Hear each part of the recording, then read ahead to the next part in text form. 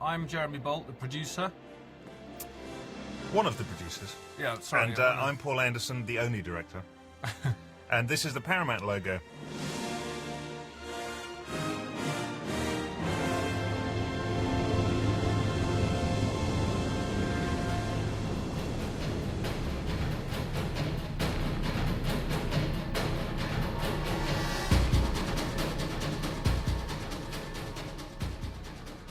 Golar, that's Larry Gordon's company. His previous company was called Largo, so Golar is a respelling of that. Yeah.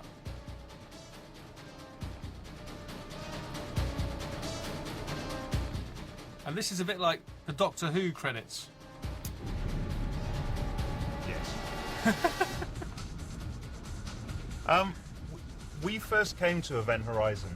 I read the script in the States. I sent it by Paramount. I just finished Mortal Kombat that had just released and done quite well in America. And I'd been watching a lot of movies. I had some time off, and I kind of watched Robert Wiser's The Haunting, and also The Shining, and 2001. And then I got this script, and it seemed like, you know, a fabulous combination of kind of all three of those movies. It was outer space. It was kind of a realistic vision of outer space, which I liked, and also it was an opportunity to tell a kind of classic haunted house story. So that's really what attracted us to it. The idea of, you know, it was the ultimate isolation, because in a haunted house, you always have the opportunity just to run down the road and stay in the motel, like in Poltergeist. Whereas here, of course, there's no escape. Plus, I mean, it's true to say that Paul is we both are massive sci-fi fans, so to combine two genres like this was a great opportunity. We added this text in post-production, just to kind of give the movie a little bit of context. It's something we seem to do with a lot of our films. I think we should probably pay more attention at the script stage, and then we wouldn't have to do this. But I quite like this. It sets the scene nicely. Oh, it's excellent. It's very reminiscent of Mad Max.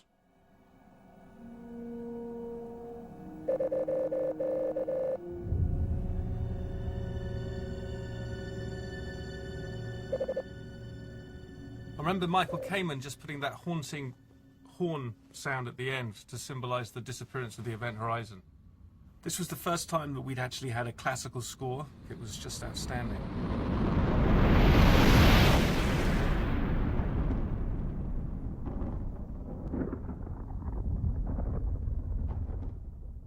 So this is the event, and the design for the Event Horizon was based upon Notre Dame Cathedral in Paris. We took lots of elements of the cathedral, kind of scanned it into a computer and played around with it, the towers, the stained glass window designs, rendered it all in metal, and then tried to build a spaceship out of it. And it started as kind of like a little exercise, but it actually turned out pretty good.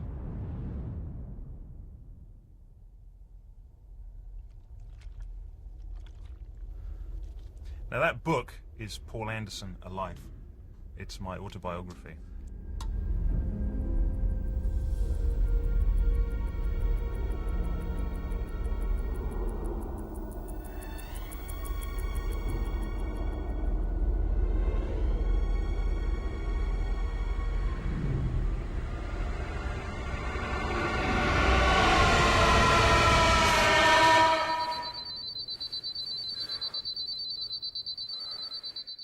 Sam Neill.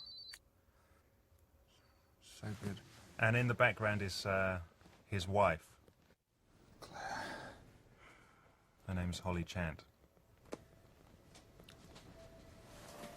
I loved this little set. I mean, it was, again, it was kind of like trying to go for a really realistic vision of what space exploration could be in the future. And one of my favorite, talking of editings, one of my favorite cuts in the movie is coming up. Martin Hunter cut nearly all of the picture, but we had Terry Rawlings, who's a fabulous British editor, who came in and gave us a few pointers. He just came in for a couple of weeks, and he came up with this cut, which is cutting from Sam Neill's razor to the window blinds opening, which was the first really big jump that we got in the picture. It was a great movie to watch with audiences because they got very scared from this point on. There's a smudge on the window right there that drove me absolutely bloody crazy. I don't know if anyone noticed it.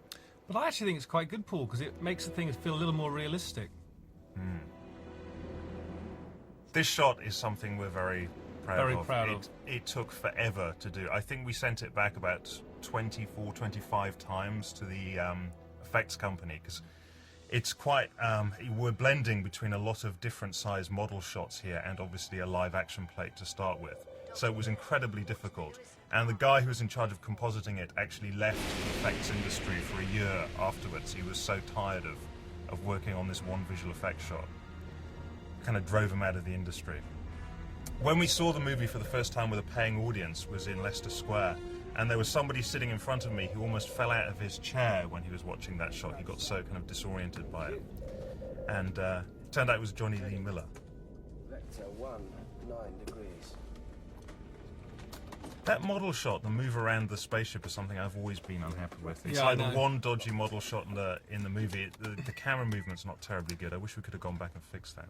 Well, it just looks fake, so immediately you're slightly taken out of the tension of the film because you're reminded you're watching something that is fake. Well, it was the movement from the side to the front of the spaceship, and I think it was just too extreme. We tried to hide it by putting text describing the Lewis and Clark over the top of it. But it's still something that annoys me. Fabulous Lawrence Fishburne.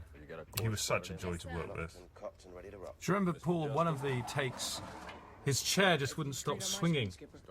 It was, the front half of this spaceship set was built on hydraulics so that in the turbulence scenes later we could actually shake the set. And the first time we did a test of it, that chair that Fishburne was in was literally smashing into the ceiling. And he was just as cool as a cucumber. He never broke character. It was fantastic. I would have been terrified. Captain Miller, I just wanted to say that this is something... Clock is ticking, Doctor. We tried to do a couple of big Steadicam shots here to introduce the interior of the Lewis and Clark. I was quite proud of the fact that we actually built the interior of the spaceship as one set. So you could travel from the bridge to the grav tanks at the back. It was on 2 different levels, and I thought the only way to really show that was to do 1 or 2 continuous Steadicam shots so that you could actually see the whole place was built as one. You know, I also like the fact that the whites in the ship, they're a little bit dirty and smudged. It's not completely pristine. It's kind of like the ship in Alien. Yeah, we were obviously very influenced by the look of the Nostromo when it came to designing this. You know, that kind of like grubby, realistic view of the future. And we gave the actors a chance to personalize all of their bunks. So when you see, you know, all the clippings and all the nude girls and everything like that stuck inside the bunks, that was all the work of the actors. Seen the effect on mice.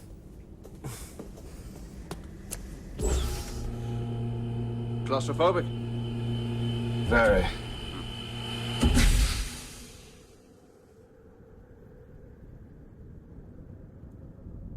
Although that first model shot of the Lewis and Clark is something that annoys me, I think the rest of the model work in this movie is just terrific. And we're watching the movie now projected onto a big screen, and it's obviously, you know, many years since we made it, but I think the model work just holds up so well. It looks very, very good even now. I think the costumes also work very well. It's very believable. I was always very paranoid about this shot coming up because Sam is the only real person in there. The rest of them are dummies. I think they do look a little bit like dummies. Thank you, Jeremy. Maybe you should have said something about it 7 years ago. Yeah, I should have done. I wanted to, but I wouldn't listen, I'm sure. no. But it's okay, Paul, because it's a slightly... You're aware he's in a strange sequence anyway. Ah, so you think it was deliberate? Yeah, it was. Damn, I'm good. Slightly stylized. That's what you should say anyway. Again, you can see through those glass windows all the way into the bridge. We actually did one Steadicam shot that took Sam all the way into the bridge. You know, we never ended up using it because to amp up the tension, it was better if we just cut different shots. Yeah. This scare coming up is of course incredibly cheap, but it was an interesting thing about the screenplay. is that Philip Eisner, I think, did a fantastic job of... It's cheap, but it's effective. Jeremy just jumped. Yeah. Philip did a very good job of kind of establishing a very brooding and intense atmosphere, a scary atmosphere. But there are actually very few jump moments in the script, and we felt as we were going along that we had to add several of them. It's quite difficult doing that because if you do too many fake jumps, you start to irritate the audience. And you start to undermine the tension. Yeah, I think we learned quite a lot about horror making this picture. Because we did have quite a brutal testing period where we tested the movie 3 times. And certainly the movie in terms of scariness got much better as we went along.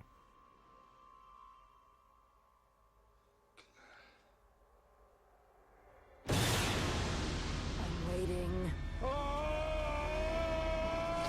Originally, Holly's eyes there were just the white contact lenses, and then we decided that that wasn't, scary enough. So we had them hollowed out, and we had CG eye sockets put in there. I actually think they're pretty good, those CG sockets. We felt that the white eyeballs were quite familiar. We'd seen them in a number of other films. Now move nice and slow. You've been in stasis for 56 days. You're going to experience a little disorientation, you understand? I'm all right now, thank you. Okay, take that. Don't rush it. All yours. Fabulous Richard T. Jones. With his fabulous body. Want some coffee?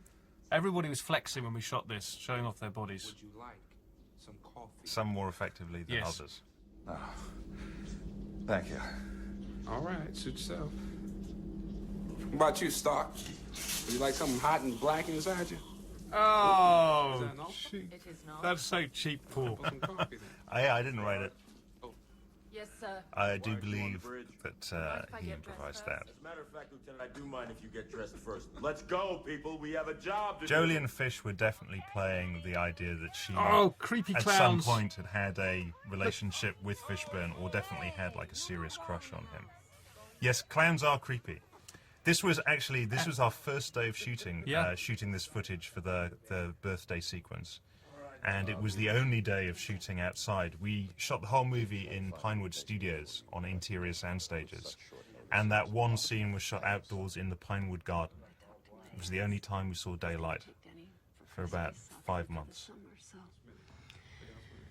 Everything's all right. Smitty! Excuse me, ladies and gentlemen. In approximately 2 hours and 23 minutes, we'll be arriving in the orbit of Neptune. Thank you very much, sir. Thank you. Ooh, good. Thank you. Neptune, All boards yes. are green. Everything's 5 by 5. USAC been notified of our position. What does that mean, Paul? All boards are green, everything's 5 by 5. I've never understood that line. It's 5 by 5 is an American military term. It means Oh. everything's okay. Okay. And all boards are green means everything's green. She says it with great conviction. She does. That was the fabulous thing about Jolie. We read a lot of women for that role. And she really, much better than anybody else, could deliver all the technical dialogue with great conviction. Yeah. Plus, she's hot. That didn't... Gus in the corner over there. That's yes, that helped.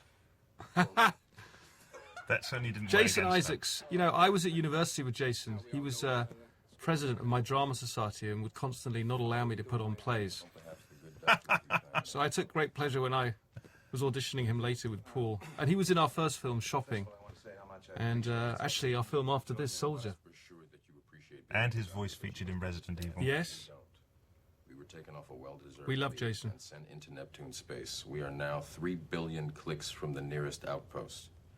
The last time USAC attempted a rescue this far past the outer reach, well, we lost both ships, so if you please.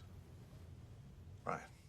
Well, Joseph Bennett, our production designer, I think did a fabulous job on the detail of the spaceship. I mean, just the griminess of it. It's not too in your face, but it's very, very effective. I mean, yeah, just there you can see the smudging behind Sam. And one of the things about this movie is that we had to do it incredibly quickly. Paramount didn't greenlight the picture literally until about 10 weeks before we were due to start principal photography. So the sets had to be, although they were designed, they had to be built incredibly quickly. And every single construction manager in Britain passed on it until we found this fabulous guy called Harry Metcalf. And he was literally the only person in Britain who said that he would attempt to build the sets as fast as we needed. And because they were very detailed and they were very complex. And God bless him, he did it. Although it cost a lot. I mean, that was one of the things about Event, is that it was so much more work than it probably should have been, because we had such a short pre-production period. You know, not a terribly luxurious shoot, and a very short post-production period as well. I think we made the whole movie from green light to actually it being in the theaters in 10 months. Which for a film this complicated is incredible. But that was the deal. Right, well, using layman's terms, use a rotating magnetic field to focus a narrow beam of gravitons. These, in turn, fold space-time. You know, these days, that's how a lot of movies get green-lit. It's all about the release date. The studios need something for that slot. Singularity. Layman's terms. Oh, I love this scene. This is great. Fuck layman's terms. Do you speak English? This was one of the scenes that we were always very worried about, because you know, it was a very, very long dialogue scene, and Jeremy and I were like, oh, you know, the audience aren't going to sit still for this. But it turned out to be, I think, one of the highlights of the movie. I really like it. Audiences really got into it. I think it's very, very good work by Philip Eisner. Wrong. The shortest distance between 2 points is 0, and that's what the gate... See, I understand this. I never understood Stephen Hawkins. So clever. Philip Eisner came up with this. We literally told him, come up with a really simple way of conveying the event horizon and the black hole, and this was it. Genius. And use a semi-naked girl as And well. Paul, do you realise they use origami to work out space calculations now, regularly? So maybe this was a first. You sure about that? Yeah, I listened to it on the radio yesterday, on Radio 4. I guess if it's on Radio 4, it must be true. Yeah. The T-shirt that Jolie's wearing reminds me, we had all these T-shirts made, but we never really feature them heavily in the movie. But they have everyone's name and their blood group and all their details, like their weight and their height on them. That was quite cool. So that the idea was that if you got into like real trouble, you know, they immediately kind of had all of your medical details. Oh, this is great! Oh! Single transmission.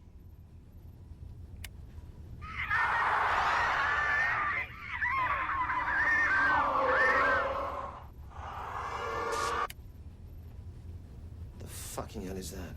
Listen to this. Houston passed same I recording. think Sean Pertwee really became the voice of the audience for this film. Well, He really articulates what everyone sitting in the But audience also, if thinks. you watch how he gets slowly more and more scared through the film. So by the end, he's just totally terrified. I'm not even sure if it qualifies as language. Latin. What? I mean, I think it sounds like Latin. Can you translate it? Play it again.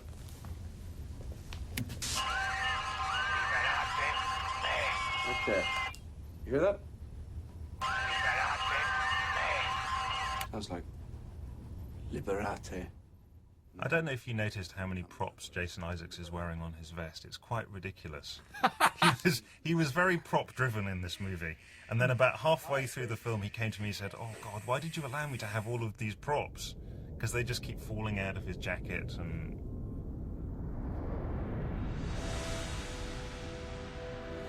That's a good model shot.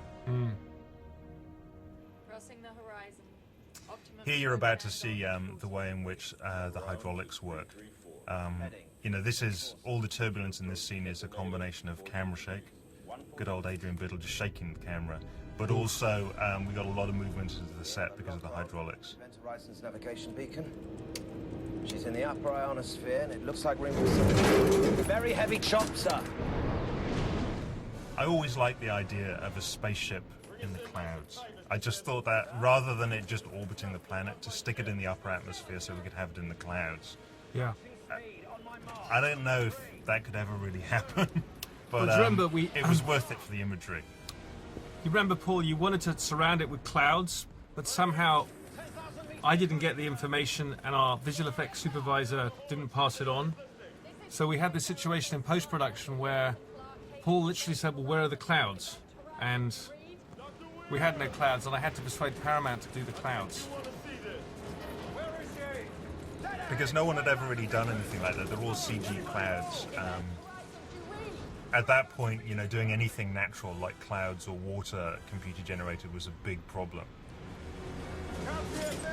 And of course, this cloud effect got then used on every movie shot in Britain for 5 years afterwards. Yeah.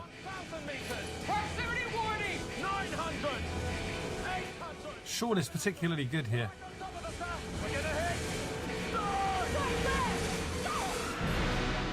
Oh. You know, that arrival is very much, it's the classic, you arrive at the haunted house and it's shrouded in mist, or also the idea of literally a ghost ship like the Mary Celeste or something like that, or the Flying Dutchman. My baby.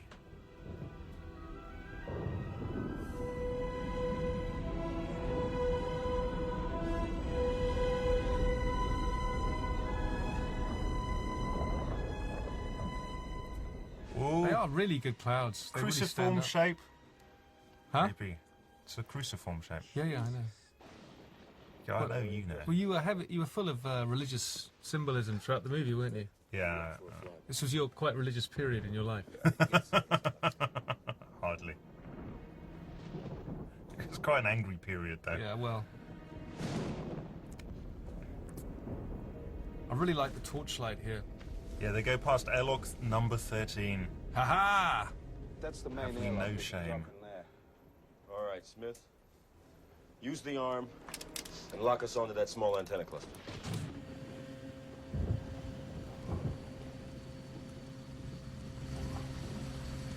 Should go very carefully here. That is not a load-bearing structure. Is now, Doctor. Everything 5 by 5. Locked into the event horizon. Thank you, Smitty. Light 'em if you got 'em. Thank you very much, sir. Stark, give me a read. The reactor's still hot. We've got several small radiation sources, but they're leaks probably. It's nothing serious. Do they have pressure? Affirmative. The hull's intact, but there's no gravity and the thermal units are offline.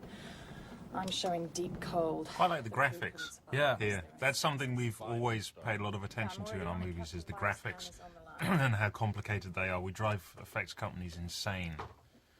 I like them because they're not the usual sort of pristine. I mean, even that brown and green I'm picking up trace light feels a little but I can't get a lock on the location. used.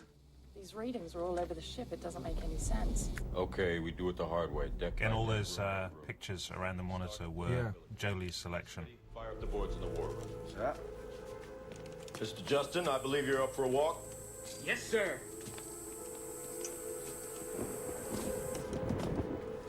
Doctor, I'm gonna need you here on the bridge. Fishburne loved his chair. Surprised didn't take it back to the States with him. On that ship. Once we've secured the ship, we'll bring you on No, I'm board. sorry, that's unacceptable. I need to be on that ship. Once we've secured the ship, that's the way it is. All the monitors you see, for example, that moving behind Fish, that was all done green screen. We had very few practical playback monitors. And that little thing around his neck with the little Jamaican flag, that was something he wanted to wear. Oh, hon. You forgot your briefcase. I love the way in this set that the bottom of the set falls away, Yeah. kind of retracts into the floor. Again, this was all built as one big composite It's very set. sexual. It's very phallic, that pool. Anything gets funky, I'll be on it. So we built this set actually over a tank that would usually be filled with water, so that we could get the extra depth, so we could have that hydraulic floor dropping away. So the set for the Lewis and Clark actually stretched all the way from the very rafters of the stage all the way down to the bottom of the tank. Are you with us, Dr. Weir? Yes, I'm with you. We are crossing the umbilicus, making... Originally in the script there was a lot more zero gravity, and we came up with the idea of having these gravity boots that they're about to use purely because the wire work took so long and most of it looked so bad, we really had to cut back on it, that we just couldn't physically make the movie with as much zero gravity as was written in it.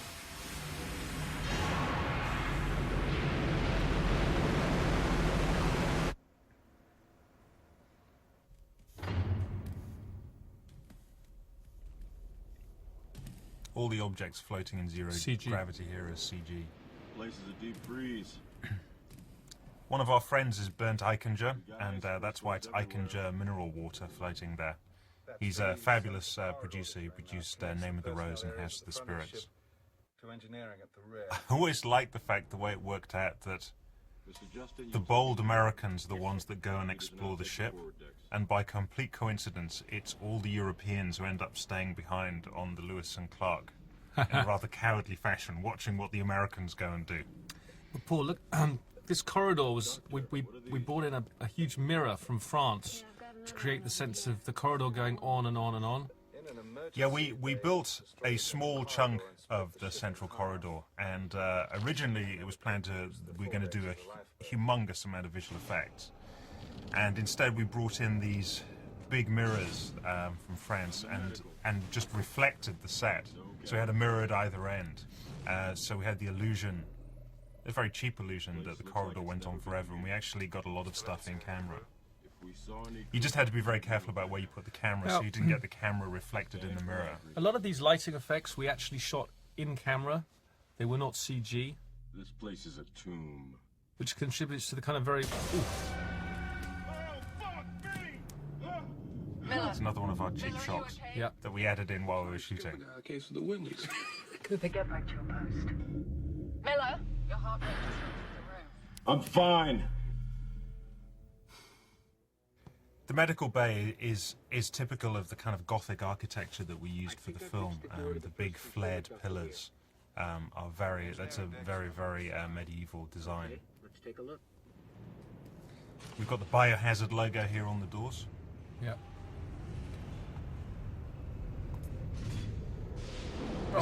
Fantastic. Oh, that should have been a poster, I think. Yeah, I know. Jeremy lobbied very hard to have the image of Jack in the spacesuit at that door as the poster for the film. And unfortunately it's a battle he lost, because I agree with him.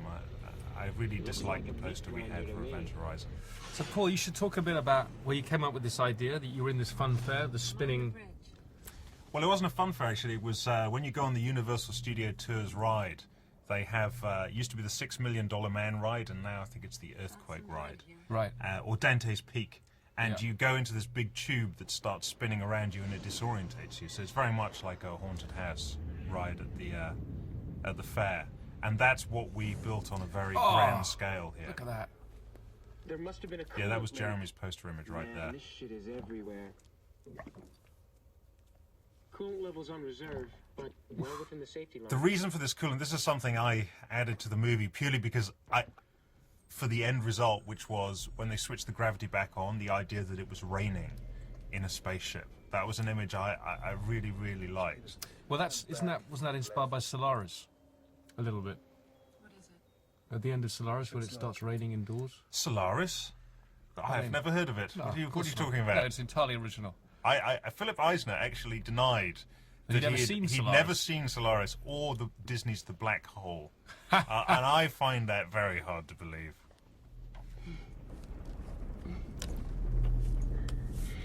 Stuck. It's pretty jammed in there.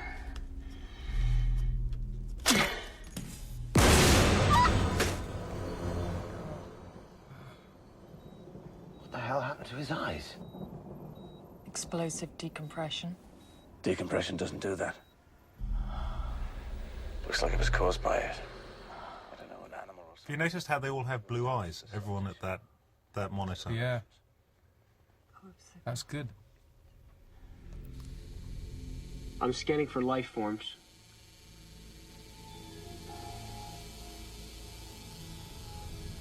Man, I'm getting some really strange readings in here. The third containment, which is the big gyroscopic device there, something that we built practical, so every shot of it in the movie is actually a practical shot. And because we only had 10 weeks to build all the sets, everyone was just terrified of this because it was actually a very complicated piece of construction. And it had to move. I mean, we shot on this set for about 3 or 4 weeks. And everyone, of course, was terrified that if it ever broke down, we'd be stuck. And it was really well built. Never broke down. But what happened was bits and pieces of it would break inside, so they'd rattle around inside those rings. So unfortunately, all of the dialogue that we recorded on this stage in particular had to be looped afterwards.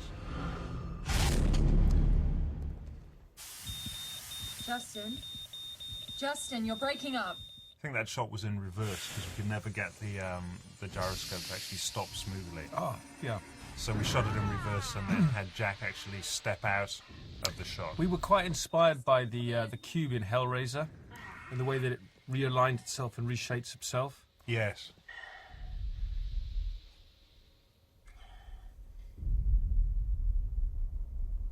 What is it? I don't know. The life scan just went off the scale.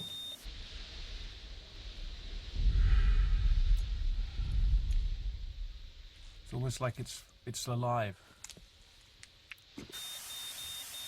Something's wrong, stuff. Pull him out. Pull him out. Shades of the Matrix, there. Oh, shit!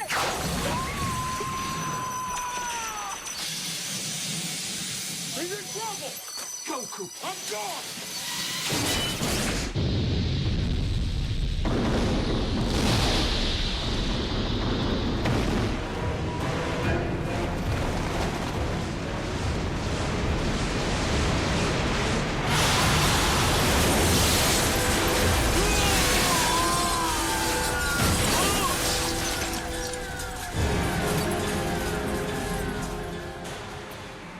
Even those glass windows, they're like a medieval triptych. Sean holding his cigarette in his mouth. I love the way he keeps his cigarette in his mouth there. He was really worried about the amount of explosives we were putting between his legs on that shot. He did that stunt for real, Sean. I don't know if he'd do it again, though. What the fuck was that? This was pretty scary for the actors. There was a lot of explosives going off here. The sense of panic that we're getting here is very, very real. You know, those sparks are bloody hot when you get those down the back of your neck. And of course, poor Sean didn't even have any hair on his head, so I think he was getting quite hurt. Here comes Richard, like Superman, to the rescue. With all of the zero-gravity stuff, I tried to move the camera as much as possible to be as disorienting as possible, because otherwise I think it just becomes all too apparent that people are moving around on wire rigs.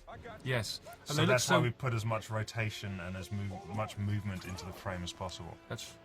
You know, looking back on it, we probably could have done with more. Yes, because even now they feel a bit wooden in those suits. Yeah. Again, something you should have mentioned 7 years ago. Thank you.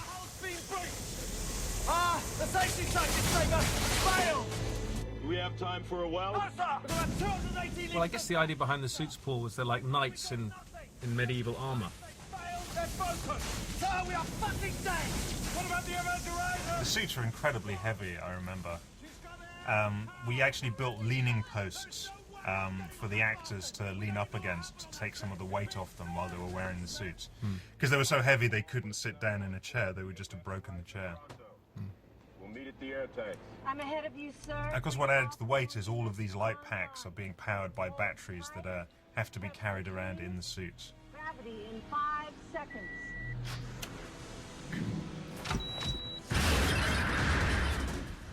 Bob Keane built the corpsicle here, and this was quite a big number for us to drop the corpsicle and for it to shatter. And the first time we did it, one of his guys, as a joke, had baked a Barbie into the gory center of the corpsicle. So the whole thing broke apart and Barbie popped out.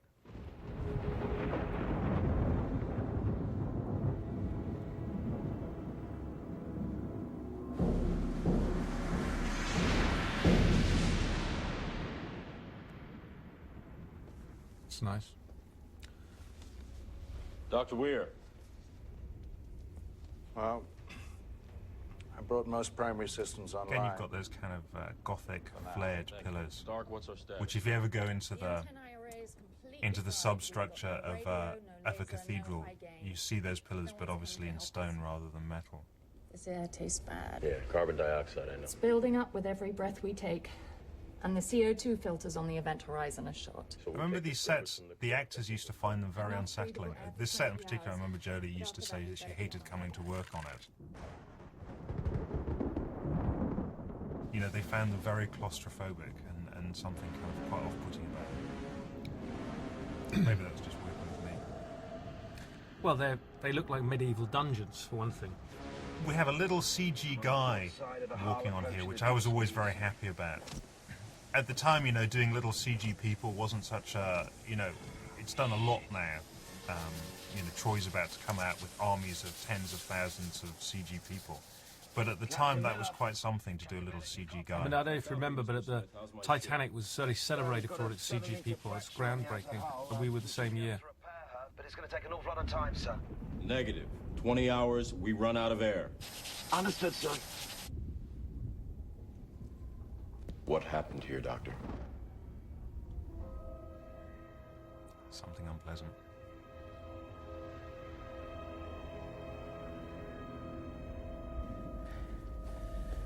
Okay. How is he? His vital signs seem stable, but he's unresponsive to stimuli. I don't know.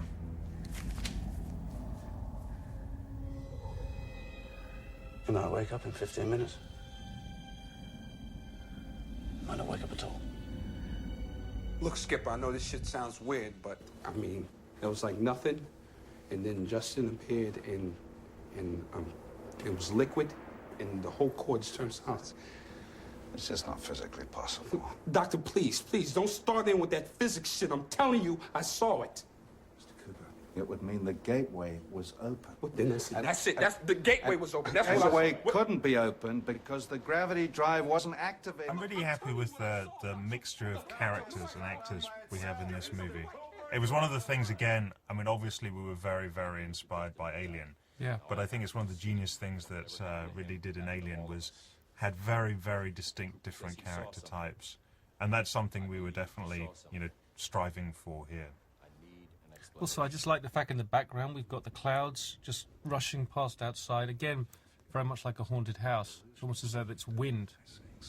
But maybe he Howling. saw an optical effect caused by gravitation. And better than having a green screen out there.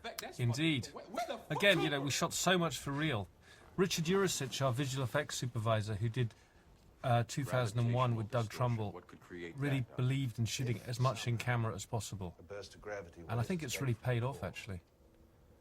could distort space. Well, it's one of the reasons why I think the visual effects in this movie, you know, with a few exceptions, they still hold up very well, was they were done in, well, where we didn't need to do a visual effect, we tried to avoid it. And if we did do them, we did them in a very traditional way. There was more of a reliance on models rather than CG. And if we had to use CG, we tried to use it as an enhancement rather than having totally synthetic CG shots. We had a big discussion about whether we should do this actually as a visual effect. And I just wanted to build it for real. You'll notice that Jolie's hair in this scene is completely different. This was the first day that she shot with us. And I saw the dailies, I didn't like her haircut, and then we changed it. To bend space-time. Yeah. She's just got a bun here. Sort of, It looks like she's just stepped off a horse. The event horizon could be there in a day. If it worked. You can come down. It's perfectly safe. Right. Right, Sam. So if Mr. Justin was sucked through your gateway, he could have gone wherever the event horizon's been. Theoretically, yes. Wow.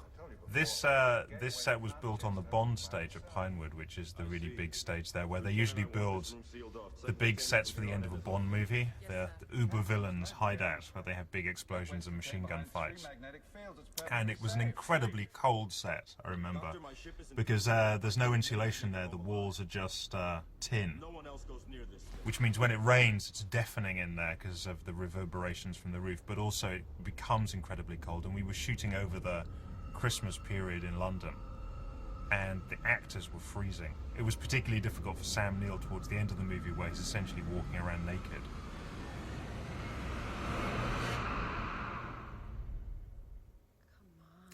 That was a good shot, Paul. Thank you, Jeremy. The old crew of the Event Horizon has Barrett Nalluri, who British audiences will know. He just did the BBC TV show Hustle, and before that, Spooks. He also directed the last Crow movie. Also in there, actually the crew of the Event Horizon, the original crew, seemed to be composed almost entirely of film directors, so it's no wonder they went to hell. There's also Gary Signor in there, who directed The Bachelor. And Stiff Upper Lips. Yes, which Jeremy Bolt produced.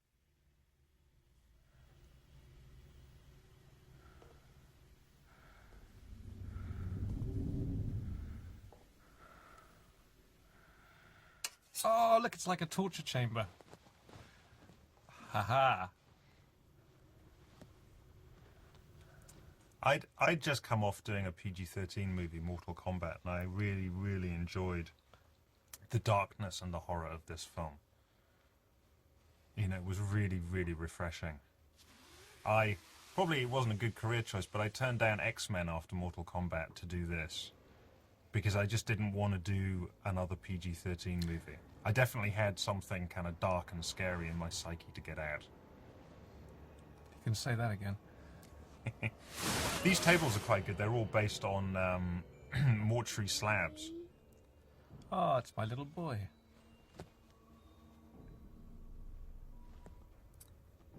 In the original cut of the movie, we held on his withered and distressed legs a lot longer. Then we cut back to Kathleen, and then we cut to yet another shot of the little boy's legs, only now the open sores were writhing with maggots.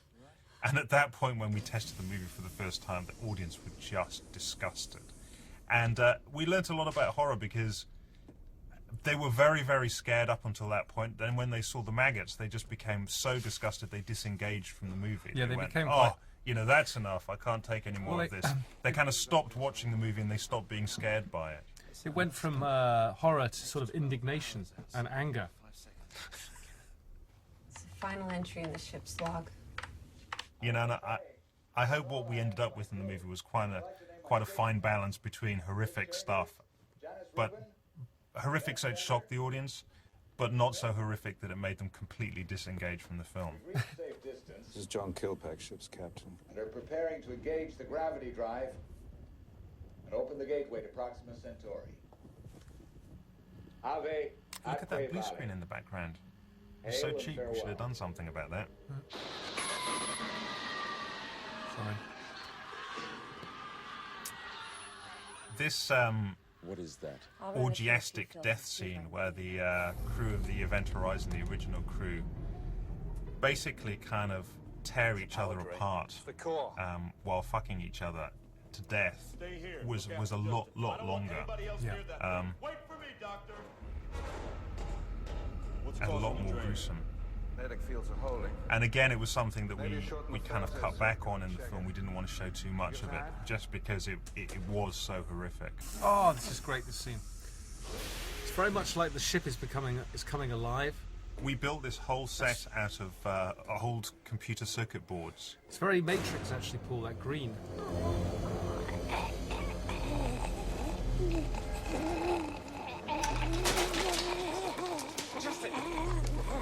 Justin, can you hear me?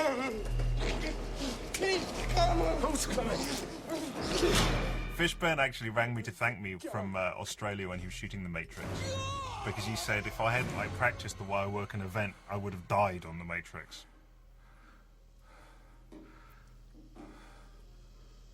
This is actually quite a very small and cheap set. We just used a lot of wide-angle lenses to make it look bigger. That's why you get the slight distortion at the edges of the frame.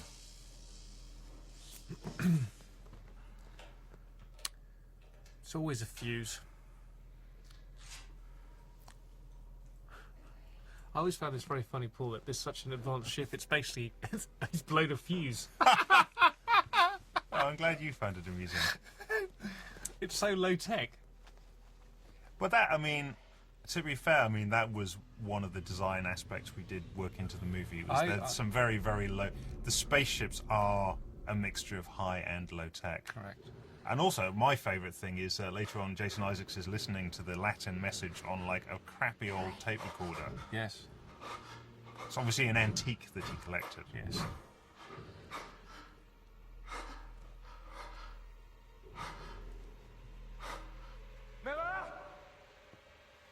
Captain Miller! I've got some problems here! He can say that again. Be with me.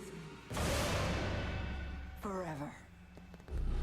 I think it's one of the things that I think critics at the time didn't really fully appreciate was that the movie does have, I think, quite a funny sense of humor. Yes.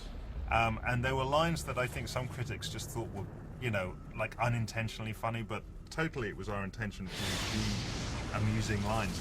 Especially Fishburne, which always got a massive laugh, which is after he saw the kind of orgy scene, he said, "We're leaving." The Burning Man.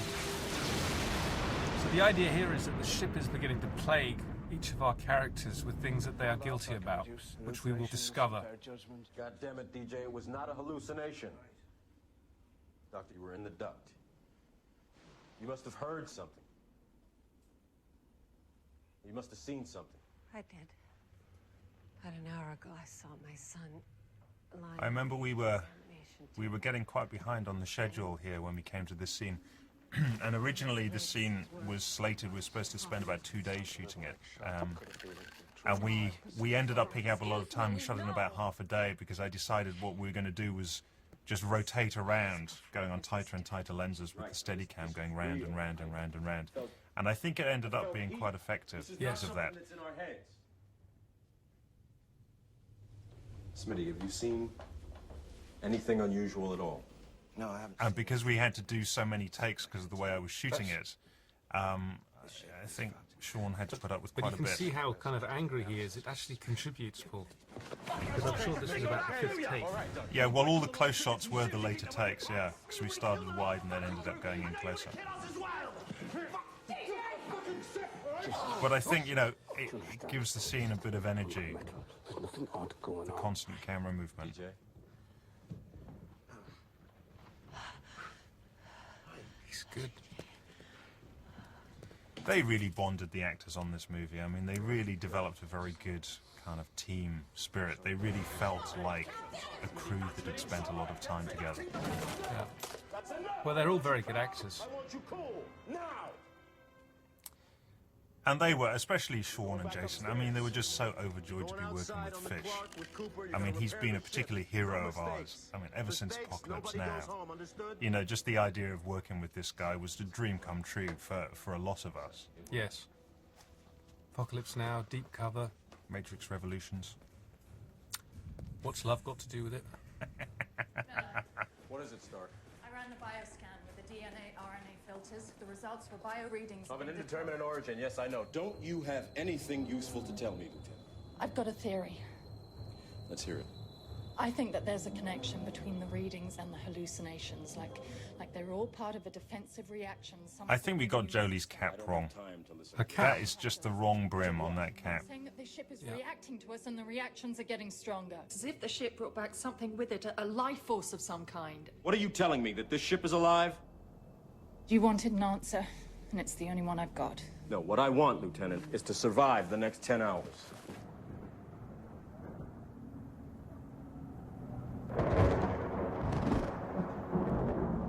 Great clouds again.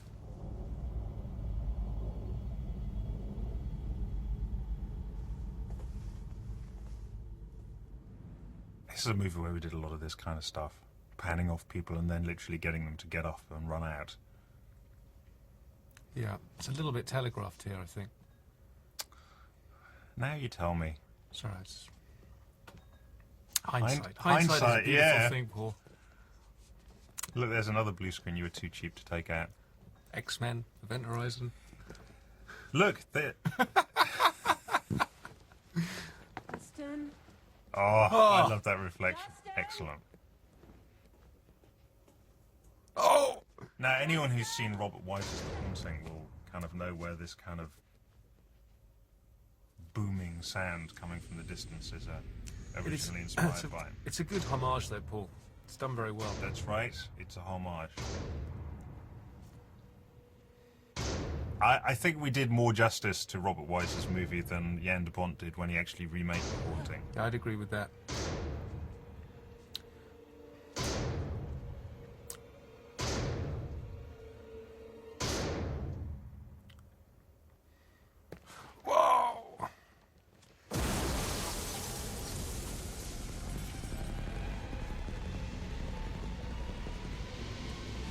It's our Star Trek corridor. It's only a tiny bit of it. Keep going round and round. Oh, this is...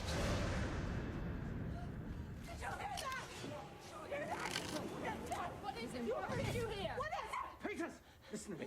It's DJ, all right? I didn't hear anything. Neither of us heard anything, so just calm down, right? Okay, take your breath. Now, tell me. Cutting between these kind of wide angles, all Dutched, again is a visual reference to Robert Weiss's movie. Yeah, a lot of films have been influenced by that. I saw the Japanese horror film Dark Water, and they do a similar thing in a water tank.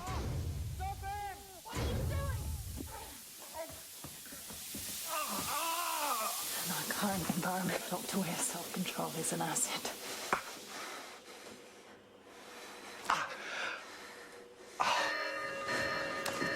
What is it?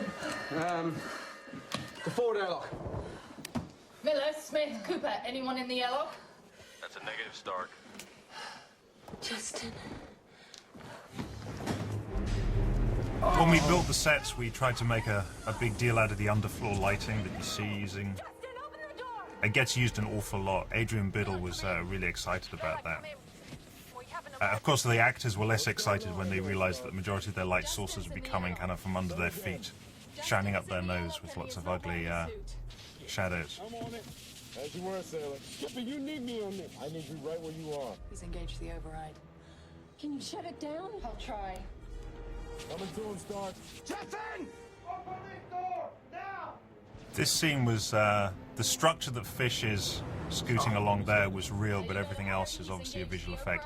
And we were done in a complete kind of 360-degree green screen box. It was really complicated to shoot.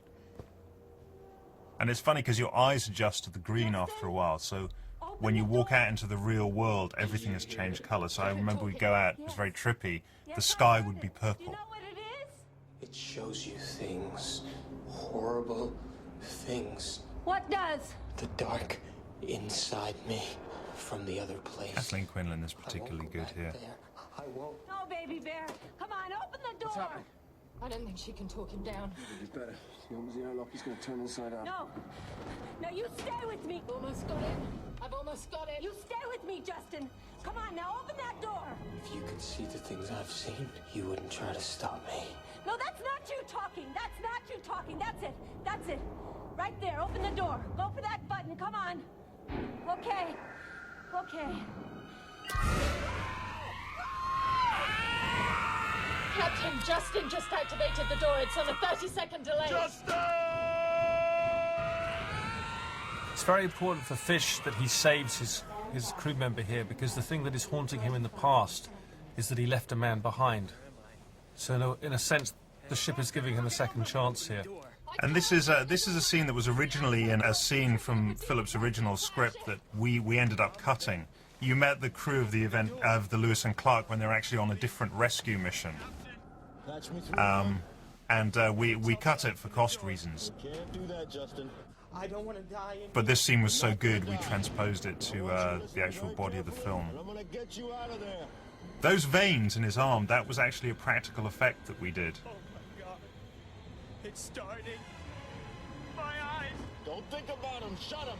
Just shut him as tight as you can. Yeah, it was very good. 5 seconds. You know, they were just rubber veins that we kind of blew up with an air pump.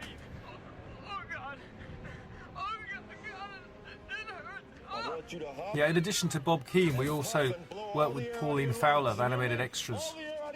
And she's very... Oh! Now, we built a version of this set that was kind of built on 90 degrees. So at that point, Justin's actually hanging with the camera on the floor of the studio to get the blood to tumble towards us. And when he's bleeding from the eyes, what he has is blood tubes up the inside of his fingers. We've got pressure. We're coming, Justin. Coming. Breathe. I'm gonna need 5 minutes here, so you hold his head still. Okay. We used a lot of lightning boxes on this movie to get that kind of strobe lighting effect. He's bleeding out, but you're still dropping. 15 seconds.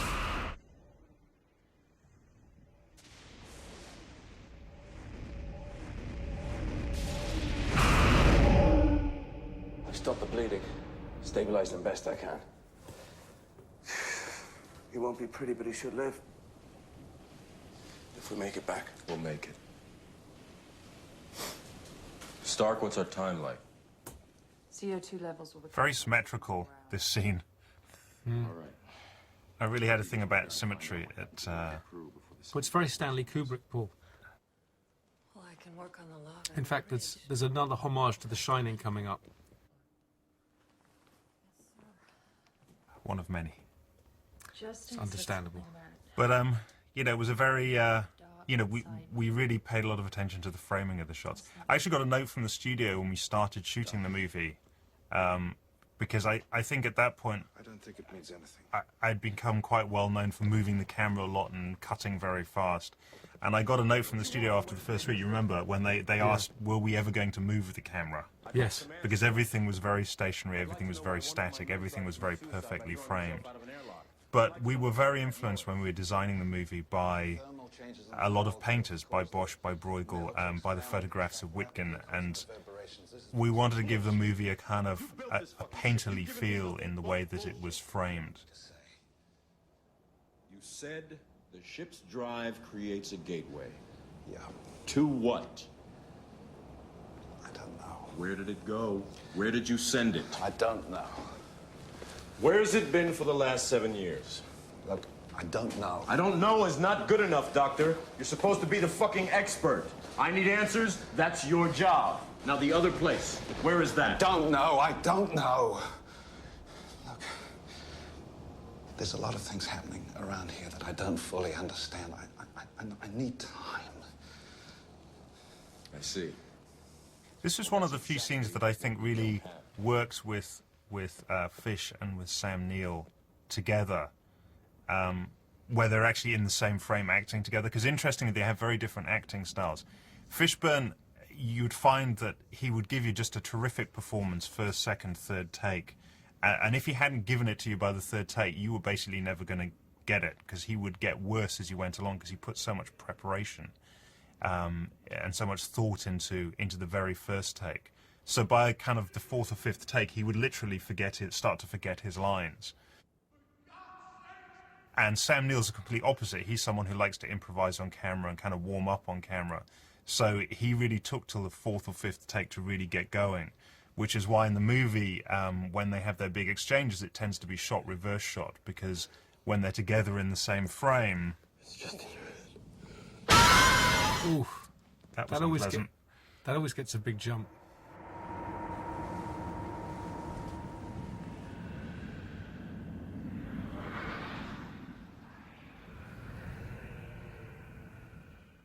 I mean, this movie was really built for DVD. There's some terrific images in that hell sequence. We spent a long time shooting those kind of stroboscopic visions of hell. We shot a lot of different frame rates. We shot a lot of it shooting into mylar mirrors, which is kind of flexible material that you can bend and warp to distort the image. When the O2 tanks ruptured, look at the symmetry on that, eh? to the lifeboat, but Korik was still on board the Goliath when the fire broke out. You ever seen fire in zero gravity? It's beautiful. It's like liquid. It slides all over everything. Originally, there was supposed to be a Comes up in flashback waves. here, so you'd see what Fish is talking about. But I was so blown away by his performance that I thought there's nothing I can possibly put on screen that will be as evocative as the way he is talking about it and the images that evokes in your head. So we decided not to shoot the sequence and just to play it in dialogue. And I left him behind.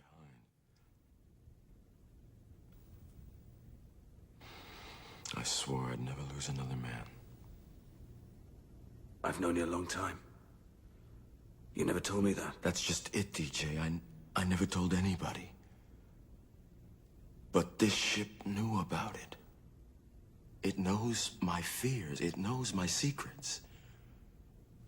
Gets inside your head and it shows you. I wasn't going to tell you this.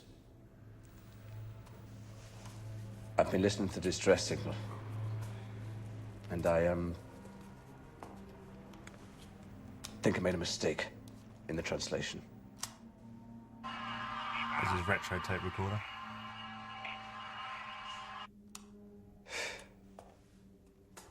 Go on. I thought it said liberate me. Save me. But it's not me. It's liberate tutte me. Save yourself. And it gets worse. There. I think that says X in Ferris. Save yourself from hell. Look, if what Dr. Wade tells us is true, Mistake to make.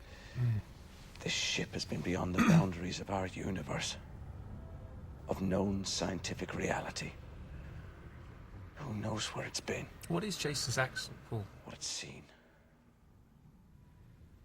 It's supposed to be slightly Irish. From hell. You know, it's the future. That's true. The Irish talk slightly You different. don't believe in that kind of stuff, do in you? the future. Oof.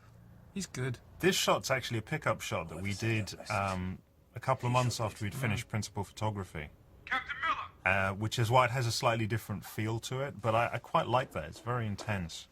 And we had to go very close on him because we obviously didn't have much of the set in the background. Pressurize the Clark and get the hell out of here. On my way.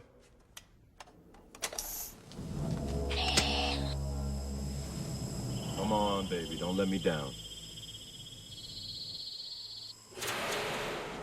Back on board the Lewis and Clark, named, of course, after the famous American explorers, Lewis and Clark. Papa's home.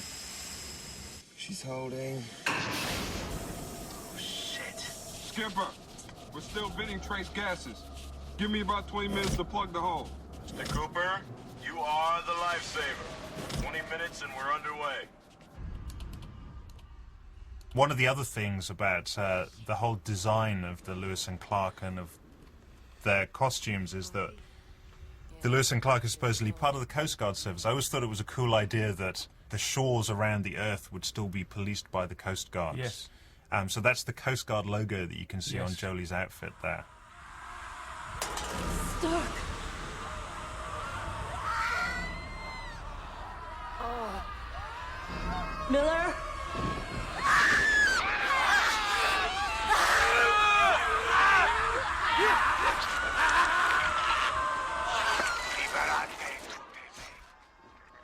I don't know if you saw there's a stake going through that guy's there's a the back of his head and through his teeth. A man puts his hand down his throat and pulls out his innards. We're leaving. I love that line. Yeah. Always got a fabulous laugh on that. Our orders are specific. Rescue the crew, salvage what's left of the ship. The crew is dead, Doctor. Your ship killed them. We came here to do a job. We're aborting, Doctor! Stark, download the files from the Event Horizon's computers. DJ, I want you to get Justin prepped and ready to move him back to the Clark. Stuff I want to get from medical. Gotta move him in the tank. No problem, do it. Peters, I want you to get the CO2 scrubbers back into the Clark. Take Smitty with you. I think the score here is a mixture of Michael Kamen and Orbital, who worked with him, and the more kind of techno-y aspects, pulsing aspects of the score of the work of Orbital. I will take the Lewis and Clark to a safe distance, and then I will launch TAC missiles at the Event Horizon until I'm satisfied she's vaporized. Fuck this ship.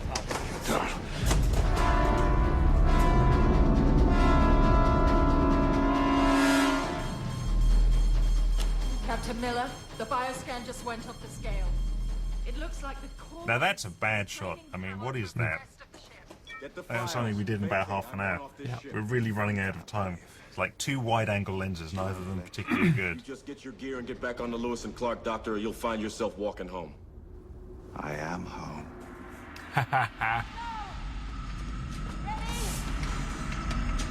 Shots! Come on, come on! Ready? Shots!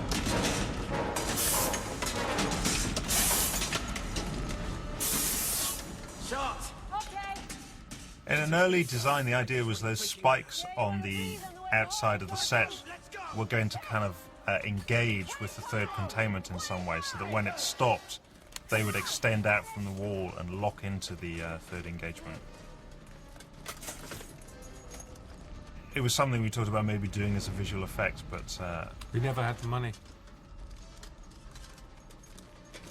Oh, that's one of the things I'm really pleased about. I mean, the movie, it has a very handsome look to it. I mean, it's certainly one of the best looking things I've ever shot.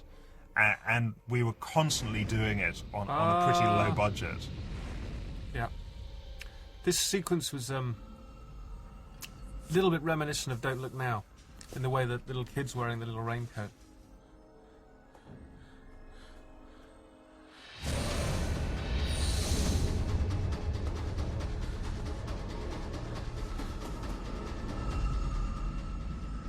Coffin-shaped corridors. Shouldn't go down a coffin-shaped Oh corridor. no! Don't go up the ladder. Oh, Adrian Biddle, our DP, loved those lightning boxes.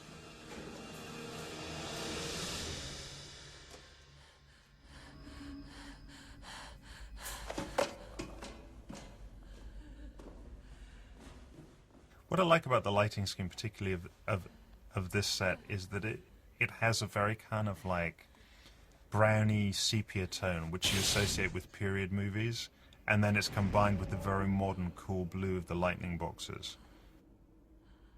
And that, you know, that's very much the hallmark of the movie. It's kind of very old-fashioned period style architecture combined with very modern aspects.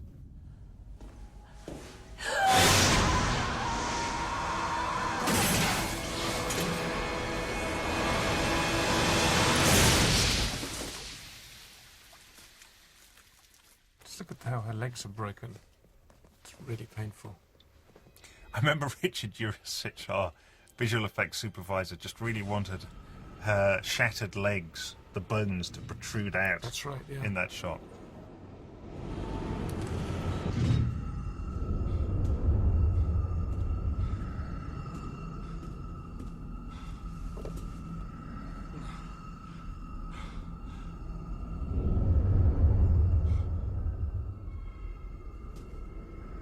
Oh no, Peters.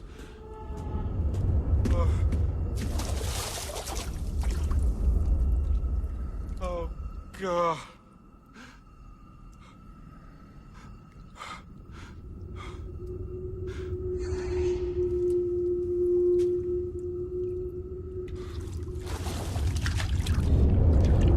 We did that as a practical transition. We actually took a part of the containment set and moved it over to Sam Neill's set here, so that he could just practically walk between the two. So this is Claire, his wife. It's me. I'm home. I'm home. I know I wasn't there when you needed me. And I'm sorry. I let my work come between us. God, Claire, no. Beck, please, please don't. Not again, please. Been so... I've been so... Billy. It's all right.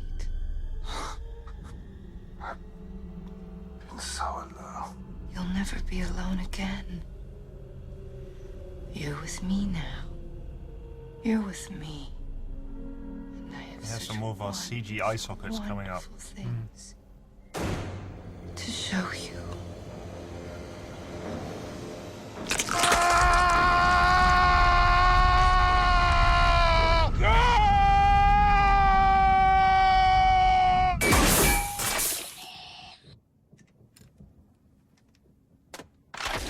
That was a sequence that Paul came up with, I think, during the shoot. We're trying to convey something really terrifying. So to watch your wife kill herself because of your abandonment, Look, you can kiss my ass, Smith, because I'm done. because it had to lead to something that would have to lead to him pulling his eyes out. Roger that. And I think it's pretty good. Where? Doctor, where? Where?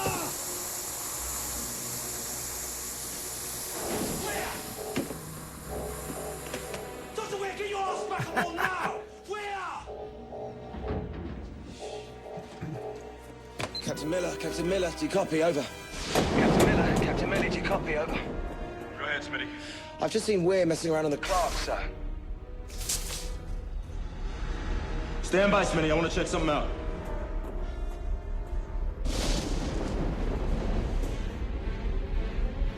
Smith, get out of there. Come again, sir? One of the explosives is missing from the corridor. Weir might have put it on the Clark. No way. No, sir, no way. I've just put it back together, sir. Get off the Clark now, Smith!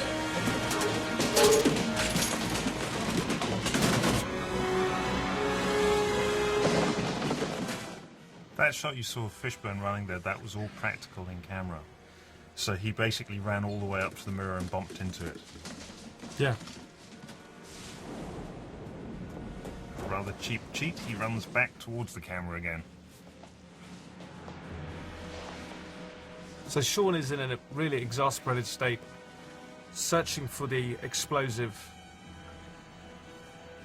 back on the Lewis and Clark, and here it is. Originally this was going to be another visual effect where you see Sean kind of blown apart, and I just liked his expression so much. I thought I'd rather just go out on his face than go out on a big visual effect. I thought he did a good job there. So this is a miniature that we blew apart.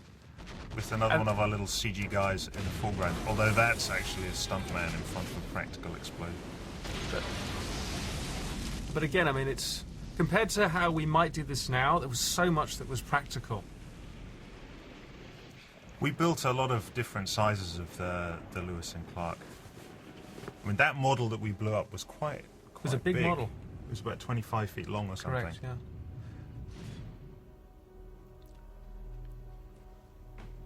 The model for the Event Horizon was actually, what, about 70 feet? Yes, something like that. And also the daylight station at the start of the movie was a very, very big miniature. Great! Richard T. Jones on a piece of wreckage in space. This actually is a piece, an old aeroplane chunk that we got from an aeroplane graveyard. And it's a big, full-size piece that we had in a big green screen box. So, and we actually, it was kind of on almost like a bucking bronco device, so we could rotate it and make it move backwards and forwards. And Richard actually stood on the thing, and we tried to throw him off. Come on, yes! Here I come, motherfucker!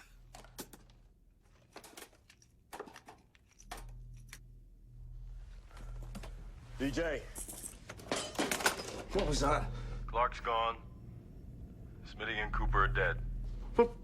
It was weird. You spot him, you take him out. Understood. Be careful, DJ. Don't worry about where. I'll take care of him. Famous last words. Yeah. That again is CG enhancement of the original prosthetic. We did quite a lot of that in this movie. I mean, I think we had very good prosthetics, and then we tried to enhance them with CG, rather than doing like full CG face replacements. This, I remember, was a deeply expensive visual effects shot. Just seeing Fishburne's face on that monitor, it was just very expensive to track it in and have, because there are lots of bits of junk falling over the front of it. Oh. This, of course, is Jason's character's big fear. He's had some kind of major traumatic surgery, like heart surgery, which is where the scar comes from, and then Weir just opens up the scar again, and of course takes all his intestines out. And originally in this scene, the idea was that the intestines would be lying on the table in front of Jason, but they would still be attached to his body, so you'd still have the entrails going up to the inside of his body, and then you'd realize, because his head would raise up, that Jason's character was still actually alive. And then You don't want to leave your Fish would have to shoot him in the head and put him out of his misery. But we actually did shoot that body hanging up there, which is Jason. We actually shot him lifting his head up as Fishburne walks in. But it was almost too grotesque. You can't underestimate the kind of shock that this movie had when it was shown to people. I mean, it really... People were very distressed. People were really, really upset by it, even by the level of unpleasantness there is in it now. I mean, you can just imagine the kind of response to the really hardcore version that we had originally. And that response, incidentally, came from the studio as well.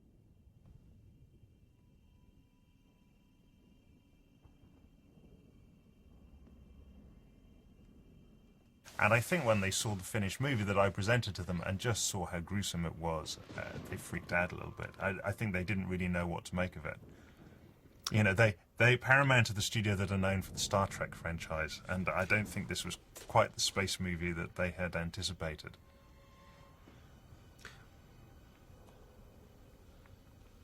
But in retrospect, I wish they had given us a bit more time in post-production to finesse the narrative, because I think that the more extreme version actually is the better version.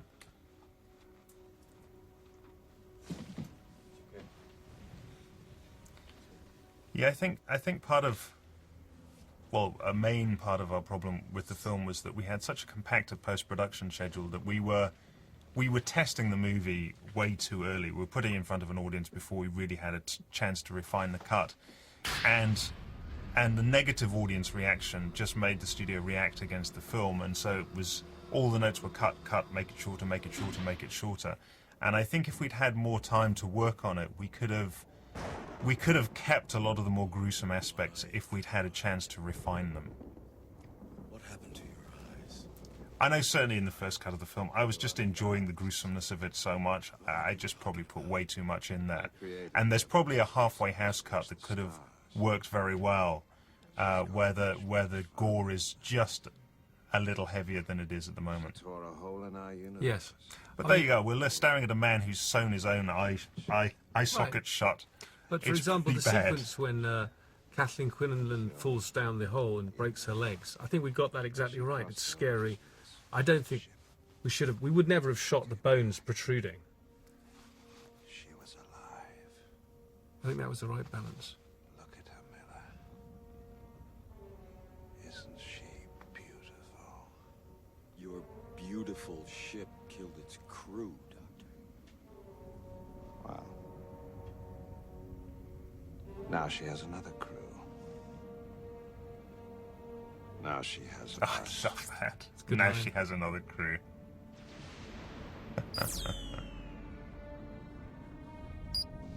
What do you think you're doing, Doctor? You wanted to know where the ship has been.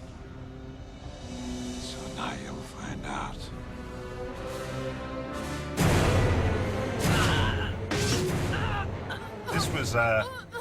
This was definitely the first action movie that Jolie Richardson had done. Oh. And she was a real sport because, you know, she'd never done any of this stuff before, and we just spent days strangling her and hurling her across the floor and bashing her into things. And then, of course, later on in the movie, we dump, I think it's like 100 gallons of blood on top of her.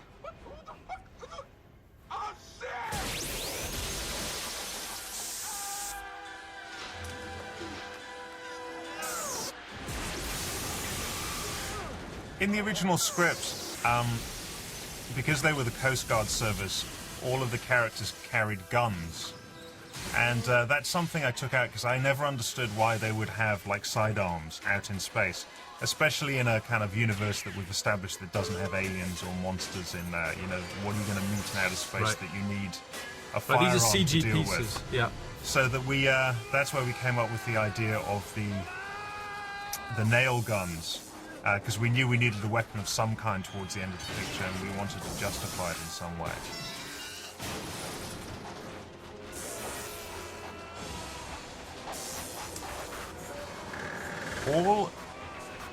All of the atmosphere rushing past Sam and Fish here, it's all fire extinguishers, all carbon dioxide fire extinguishers.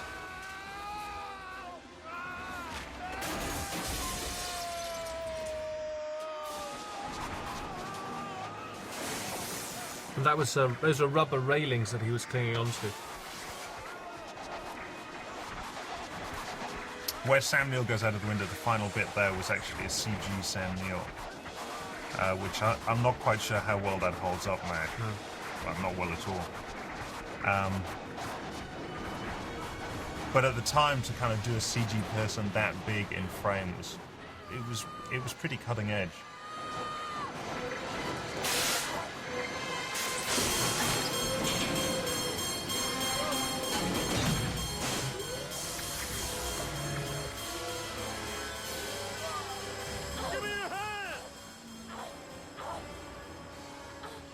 This is a sequence I never got right. I mean, this is just nowhere near as exciting as it should have been. Yeah. And I think it's partly the time constraints we were shooting the movie under. You know, it's just not exciting enough. No. You know, we went back and we did some close-ups, like the close-up of the door closing and that thing that he's wedged in there. Those are all pickup shots we did later on to try and kind of amp up the excitement of the sequence. Yeah. I think you lose a sense of geography as well. It's almost as though we needed a couple more wider shots. Yeah, it's definitely 6 out of 10 could do better. Yeah. Can't be weird. I'm not taking any chances. You watch your back.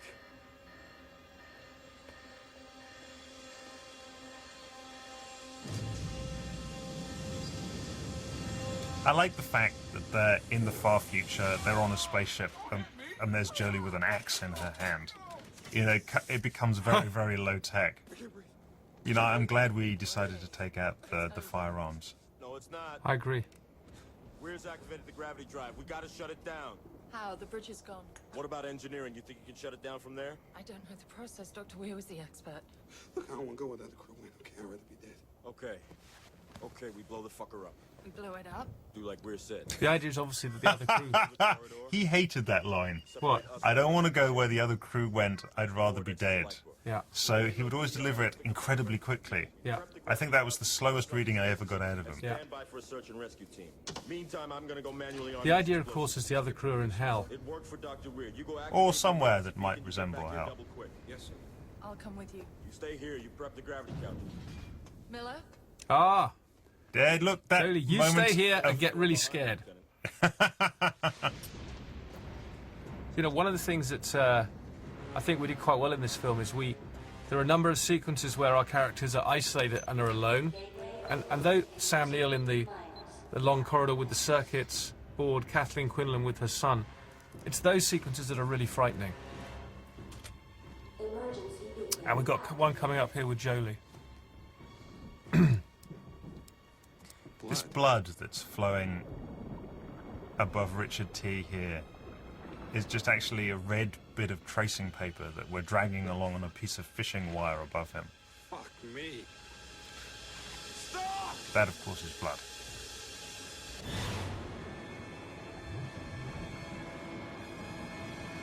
I mean, there's just a plethora of references to classic haunted house movies here. The Shining, obviously, the bleeding walls of the Amityville Horror. So we actually shot this for real. This was quite a dangerous stunt, actually, the weight of the blood there. We had a scene right there where Sam Neill came down that ladder. Head first. Head first, like a spider crawling down. That looked very unpleasant. Detonator release is authorized. The main corridor is now armed. This is a narrative device I wish we hadn't used, which is the speaking computer, telling you how long there is until detonation. We needed it, I think, to kind of juice up the pacing of the movie and remind you that there was a ticking clock. When the Burning Man appears here, we did this as we shot the man separately, we tracked flames onto him, but the big fireball he throws at Fishburne is we did that as a practical fireball on the stage. We had this huge flamethrower that shot a massive practical fireball down the stage, and we were all looking at it happening. Obviously the stage was empty, the cameras were remote control because it was quite dangerous, and the flamethrower started, and the force of the flame was so great that it knocked the flamethrower back over it fell off its pedestal and it started shooting the flame at the ceiling. And the set was all wood, so the set started to burn, and this was a really intense flamethrower. It's like real kind of wartime stuff. And I turned to my stunt coordinator and I said, we switch it off. And he said, oh, I can't, because the button is right beside the flamethrower. And then the flamethrower rolled over and started shooting through the floor of the set. And well, essentially, we burnt down the stage. We did, but we could have done worse than that, because underneath the floor was where all the gas tanks were that were feeding the flamethrower. So it was actually shooting flame at the gas tanks, at which point we just had to abandon the stage. I mean, we literally thought the whole thing was going to blow up. The ship brought me back. So we just burned down the stage, but not the whole of Pinewood. Despite all the flames, this was freezing cold when we were shooting this, and poor Sam, because he's in a complete bodysuit, because his whole body is covered in these scars. I mean, he was virtually naked, wearing a little thin layer of plastic. And so he would stand very close to a heater to try and keep warm between takes, but he couldn't stand too close, otherwise all the prosthetics would have melted. Reality is much, much worse. These prosthetics were done by Pauline Fowler of Animated Extras. I really think they're good, the way they hold up very close like that.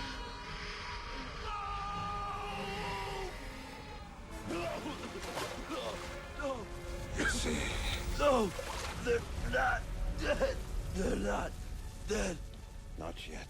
All of those visions of hell I shot at the weekends. I would work with the main unit during the week, and then on the Saturday and Sunday I'd direct the second unit. And we'd knock out about 2 or 3 of those individual characters in hell each day. They took a long time to shoot, because again I wanted to get a kind of like painterly quality to the images. So even though they're on screen for only a few frames, a disproportionate amount of effort went into actually getting them.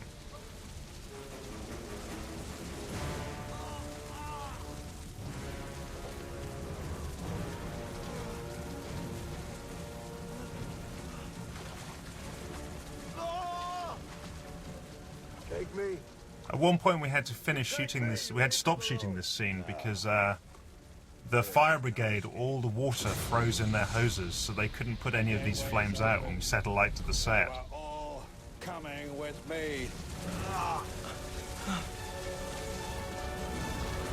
Do you see? This is actually Fishburne sticking his arms through the fire here to go and get that button. What we did was we covered his hand in a little bit of fire retardant gel, and then he just went for it. Yes. I see.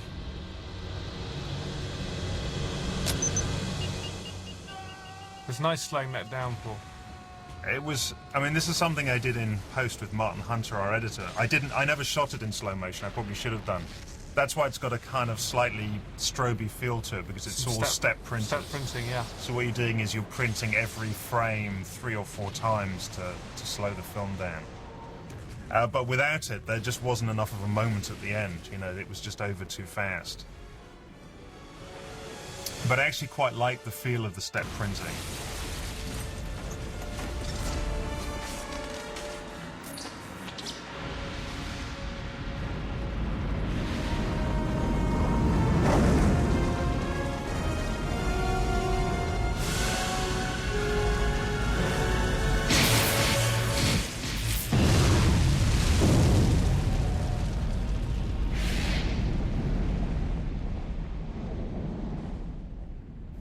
I really like that.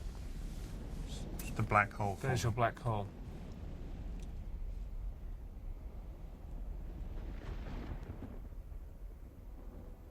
I like this shot where we pull focus to the glass.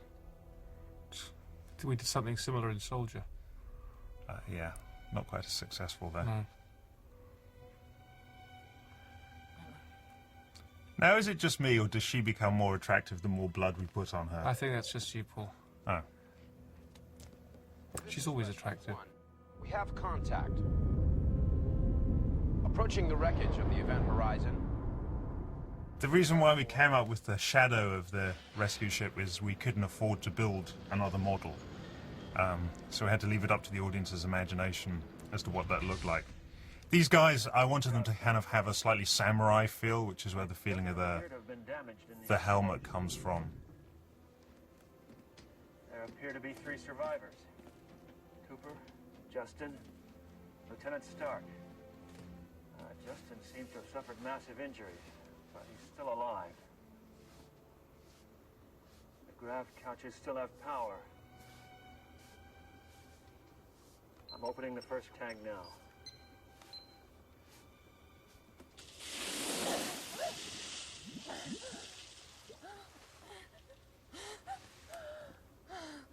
It's all right. Those tanks are actually the cockpits from fighter jets.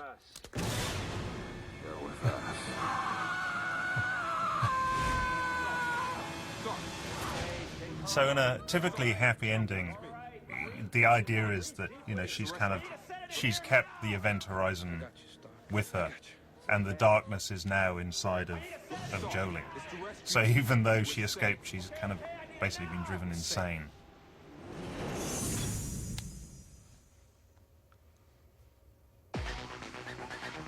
I can't believe it's over. I was thoroughly enjoying watching that. Good. And this was Prodigy. Yes, this was the Prodigy. This is before anyone knew who the Prodigy were. And I remember we had conversations with the music department at Paramount saying that we really want... Because they actually came down to the set and they visited, and they were really keen to use some of the music, their music, on the movie. And we said to Paramount, we should go for this group and put the song on the end of the movie. Then their album literally went to #1 about 3 weeks later in America.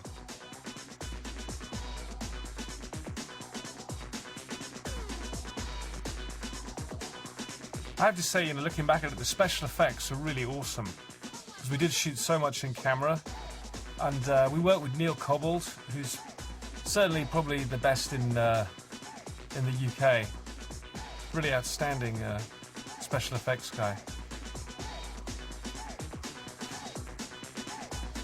And Harry Metcalf, the construction designer, really incredible, without equal, in my experience.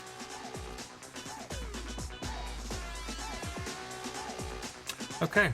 Well, I don't know. I hope you enjoyed that as much as we did. Jeremy and I are sitting here having not watched the movie for quite a long time, so our apologies if we were a little muddled at times, but we were trying to remember it as we went along, and God, I enjoyed watching it. I wish we could do it again.